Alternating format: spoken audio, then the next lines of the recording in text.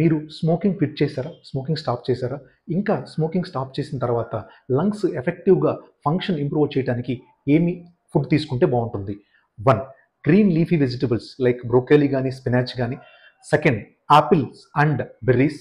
Third, carrot which is rich in vitamin ఏ.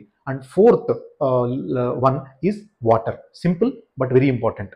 ఈ foods తీసుకుంటే మీరు స్మోకింగ్ క్విట్ చేసిన బెనిఫిట్తో పాటు regular healthy diet and minerals అనేది మీకు లంగ్స్కి ఇంప్రూవ్ అయ్యి అండ్ లంగ్ కెపాసిటీ ఇంప్రూవ్ అవడంలో అండ్ లంగ్స్ హీల్ అవడంలో బెటర్గా మీకు హెల్ప్ చేస్తాయి. స్మోకింగ్ క్విట్ చేసిన తర్వాత మీ బాడీ రికవర్ అవడానికి ఎంత టైం పడుతుంది ఇప్పుడు తెలుసుకుందాం. సో స్మోకింగ్ క్విట్ చేసిన తర్వాత వితిన్ 20 minutesలోనే మీ heart rate and blood pressure అనేది ఇట్ స్టార్ట్స్ టు డ్రాప్, అంటే it will try to become normal. తర్వాత 2 to 12 weeks టైంలో బ్లడ్ సర్క్యులేషన్ అనేది it starts improving and breathing slightly easy అవుతుంది. అండ్ 1 to 9 monthsలో కాఫ్ అండ్ మ్యూకస్ తగ్గిపోతుంది and lungs అనేది ఆటోమేటిక్గా హీల్ అయ్యే ప్రాసెస్లోకి స్టార్ట్ అవుతాయి.